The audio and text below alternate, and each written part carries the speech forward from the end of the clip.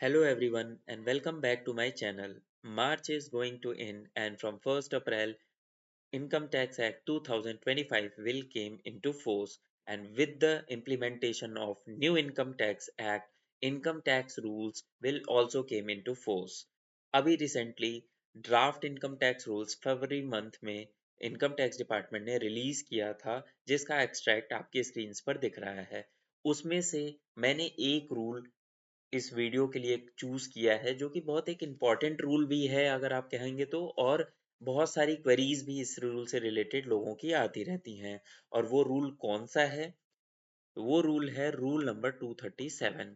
क्या बात करता है? It talks about furnishing of statement of financial transactions.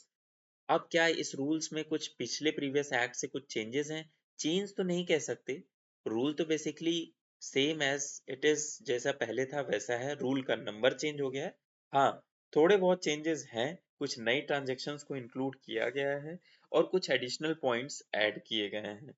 तो हम बेसिकली आज इस वीडियो में जो पॉइंट पर बात करेंगे, रूल तो देखिए ये काफी बड़ा है 237, जिसमें बहुत सारी ट्रांजेक्शन्स कवर होती हैं कि क्या आपके एआईएस टीआईएस में रिपोर्ट होंगी और क्या चीजें नहीं होंगी। मींस एक थ्रेशोल्ड लिमिट तक अगर आप वो ट्रांजेक्शन्स करते हैं तो वो आपके एआईएस टीआईएस में नहीं आएंगी।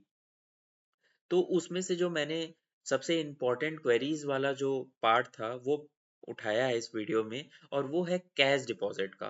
बेसिकली लोगों के क्वेश्चंस आते हैं कि हम कितना अपने अकाउंट में कैश डिपॉजिट करेंगे कि उसकी रिपोर्टिंग हमारे एआईएस और टीआईएस में नहीं आएगी। तो चलिए आज इस वीडियो के माध्यम से उस चीज को समझते हैं। सबसे पहले हम बात करेंगे आपके करंट अकाउंट की। बेसिकली दो तरीके के अकाउंट्स की बात की गई है, एक है आपका करंट अकाउंट, एक अदर देन करंट अकाउंट, तो बेसिकली आपका सेविंग अकाउंट, राइट। तो चलिए समझते हैं कि इस रूल्स में क्या लिखा हुआ है। तो मैंने सीधा वो रूल का रिलेवेंट पार्ट ओपन किया हुआ है इसमें।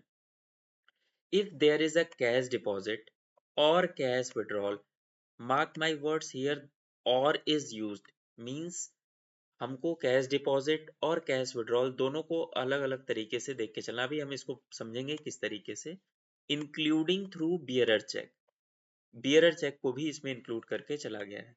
इन और फ्रॉम वन और more account of a person, means एक पर्सन के अगर रेस्पेक्ट में हम बात करें, मान लीजिए उसके पास 4 करंट अकाउंट हैं, तो चारों की लिमिट यहाँ पर एग्रीगेट होके चलेगी। तो अगर उसमें कैश डिपॉजिट होता है, first I am talking about cash deposit, limit क्या दे रखी है? अमाउंट एग्रीगेटिंग टू 50 lakhs और मोर इन अ फाइनेंशियल ईयर। मींस अगर एक पर्सन अपने करंट अकाउंट में, वन और मोर करंट अकाउंट में 50 lakhs या उससे ज्यादा पैसा जमा कराता है, तो उसकी रिपोर्टिंग उसके एआईएस और टीआईएस में रिपोर्ट की जाएगी। ओके। फिर या अगर वो पर्सन कैश विड्रॉल करता है, मैंने यहाँ पर या वर्ड यूज किया, क्यों?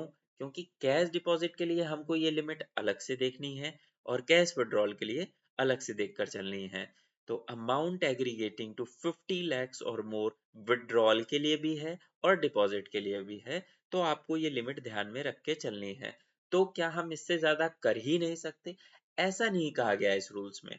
इस रूल्स में बात की गई है कि जो रिपोर्टिंग पर्सन है उसको इस लिमिट से ऊपर अगर आप ट्रांजैक्शन करेंगे तो वो रिपोर्ट करके चलेगा। अगर आपके पास एक्सप्लेनेशन है, उस चीज का रिकंसिलेशन एक्सप्लेनेशन है, तो आप उससे ज्यादा भी कर सकते हैं। It is not an barrier. Okay. तो करंट अकाउंट का हमने समझ लिया। अब हम बात करते हैं other than a current account, means your saving account, right. Cash deposit in one और मोर अकाउंट्स मींस यहाँ पे भी एग्रीगेशन ऑफ अकाउंट्स होगा। ओके। उसमें आपकी लिमिट क्या दी गई है? लिमिट पढ़ते हैं। Cash deposit in a financial year in one और more account of a person aggregating to 10 lakhs और मोर, अगर आपके पास पेन है। If you are not having a PAN means through an Aadhaar card, then 5 lakhs और मोर means, अगर हम इसको समझें, अगर एक पर्सन अपने सेविंग अकाउंट में 10 लाख या उससे ज्यादा का कैश डिपॉजिट करता है, तो उसकी रिपोर्टिंग आपके एआईएस और टीआईएस में आ जाएगी। और if he is having a pan, अगर उसके पास पैन नहीं है, if he has open the account through his Aadhaar number, तो उस केस में 5 लाख या उससे ज्यादा का कैश डिपॉजिट होता है तो उस केस में आपकी रिपोर्टिंग हो जाएगी। तो आपको इन लिमिट्स का with respect to cash deposit ध्यान रख के चलना है। हम इसी तरीके के वीडियो बनाते रहेंगे। इस रूल्स में और भी बहुत सारी ट्रांजैक्शंस हैं, तो इसके और भी बहुत सारे वीडियोस बनाएंगे।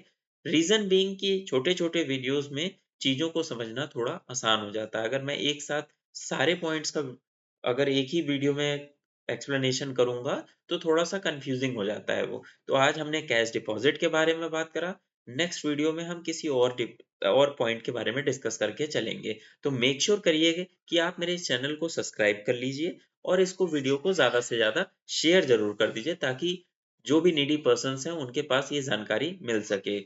तो ओके, मिलते हैं अपने नेक्स्ट वीडियो में। अभी के लिए फ़िलहाल सबको बाय।